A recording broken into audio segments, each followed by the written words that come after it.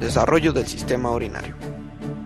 En el embrión humano, la primera evidencia del aparato urinario es la aparición de grupos de cordones epiteliales distribuidos en forma segmentaria, que se diferencian del mesodermo intermedio hacia el día 22 de gestación. Durante la vida intrauterina, se forman de manera superpuesta y en dirección craneocaudal tres sistemas renales, que son pronefros, mesonefros y metanefros. Pronefros. Estas estructuras son transitorias y no funcionales. Se representan por 10 a 7 estructuras denominadas nefrotomos, cuyos cuales desaparecen totalmente a la cuarta semana. Estos nefrotomos se conectan lateralmente con un par de conductos denominados conductos pronéfricos que crecen hacia la cloaca. Mesonefros. El mesonefros y los conductos mesonéfricos derivan de los segmentos torácicos superiores a lumbares L3 del mesodermo intermedio. Aparecen a finales de la cuarta semana en posición caudal respecto al pronefros. La formación se inicia con la aparición de los primeros túbulos excretores del mesonefros. Estos se alargan rápidamente y adoptan una forma de S, y adquieren un ovillo de vasos capilares que constituyen el glomérulo. Los glomérulos se producen a partir de ramas arteriales que surgen de la aorta dorsal. Los túbulos, en su extremo medial, constituyen un saco en forma de copa que rodea el glomérulo denominada cápsula de Bowman. Ambas estructuras, en conjunto, el glomérulo y la cápsula de Bowman, constituyen un corpúsculo renal. El conjunto de cada túbulo renal y cada corpúsculo renal recibe el nombre de unidad excretora mesonéfrica. En el extremo opuesto, el túbulo desemboca en un conducto colector longitudinal denominado conducto mesonéfrico o de Wolff. A finales de la cuarta semana de gestación, los conductos mesonéfricos, que crecían de manera cefalocaudal, se insertan en la cloaca y se observa una luz continua en cada uno. Los mesónefros están bien desarrollados y funcionan como riñones provisionales durante aproximadamente la 10ª semana de gestación, que es cuando degeneran. Metanefros. Durante la 5ª semana de gestación aparece un tercer órgano urinario, el metanefros, o riñón definitivo.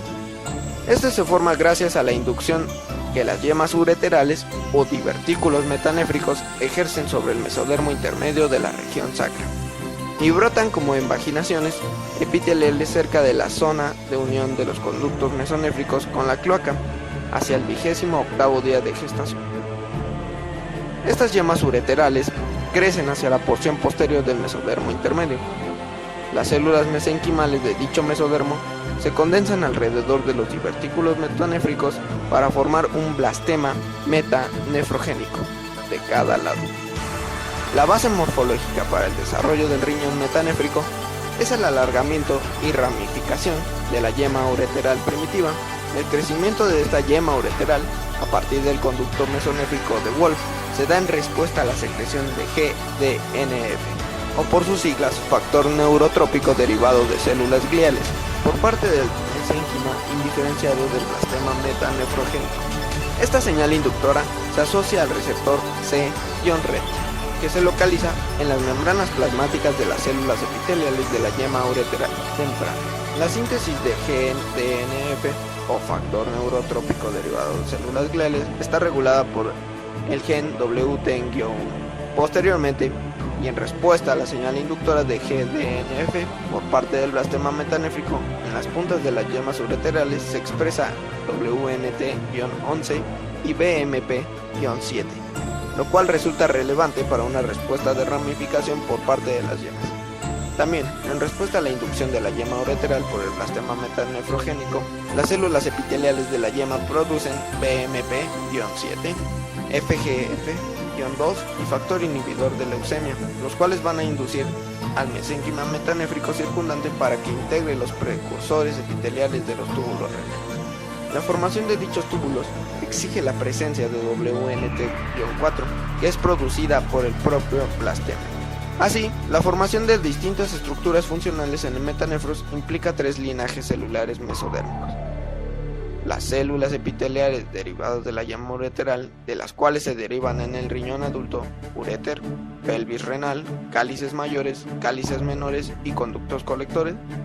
Las células mesenquimales del blastema metanefrogénico, de los cuales se originan en el riñón adulto el túbulo contorneado proximal, el túbulo contorneado distal, la asa de Henle y cápsula de Bowman, y las células endoteliales vasculares, de cual se derivan los glomérulos. Inicialmente, los riñones metanéfricos se encuentran en la pelvis en posición ventral con respecto al sacro, muy cercanos uno del otro. A medida que crecen el abdomen y la pelvis, los riñones se sitúan progresivamente en el abdomen. Esta migración se debe al crecimiento caudal del embrión con respecto a los riñones. A medida que el riñón asciende, gira medialmente casi 90 grados, ocasionando que el hilo renal se encuentre en posición anteromedial hacia la 9ª semana de gestación. Desarrollo de la vejiga urinaria. De la 4ª a la 7ª semana del desarrollo embrionario, la cloaca se divide en seno urogenital por delante y el conducto anorrectal por detrás, por el crecimiento del tabique urorectal.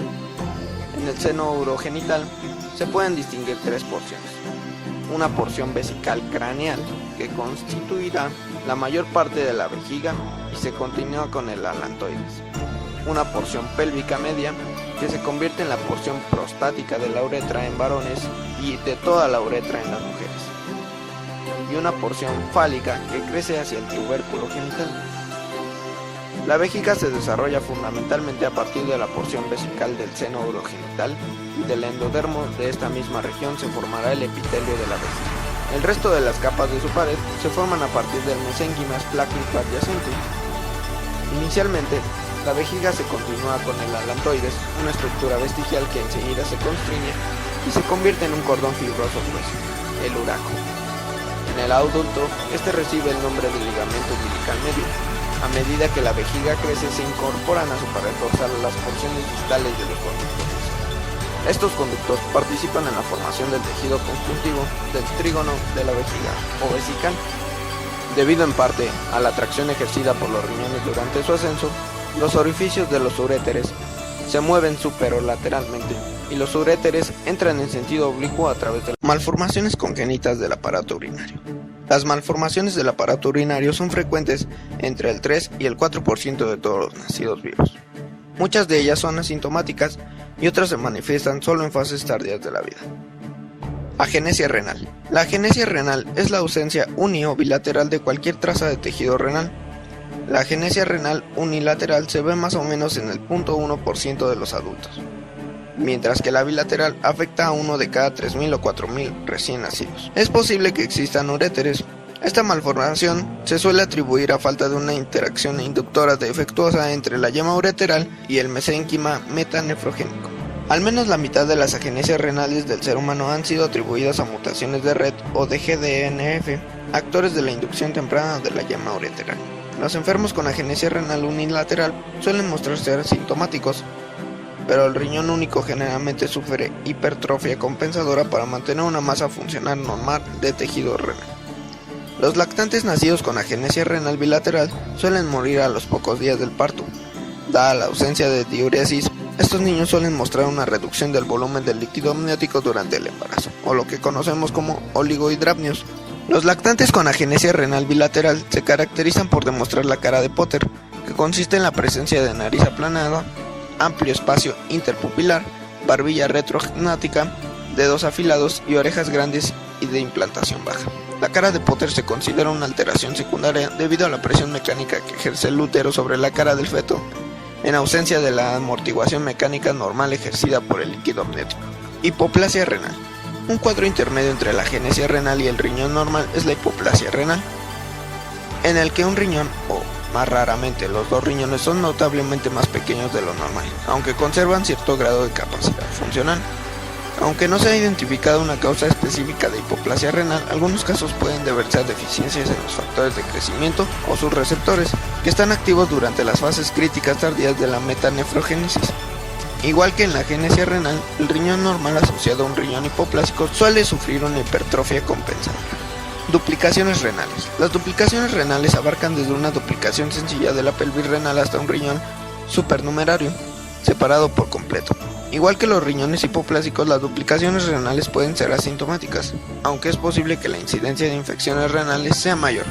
Se han descrito muchas variantes de duplicaciones ureterales, Las duplicaciones anómalas se suelen atribuir a una excisión o separación amplia entre las ramas de la yema ureteral, consecuencia de la expresión ectópica de GDNF, a lo largo de la porción más proximal del conducto mesonéfrico.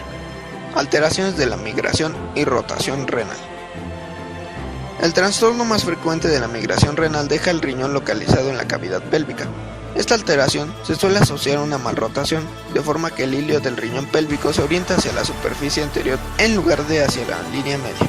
Otro tipo de alteración migratoria es la ectopía cruzada, en la cual un riñón y su uréter asociado se encuentran en el mismo lado del cuerpo que el otro riñón.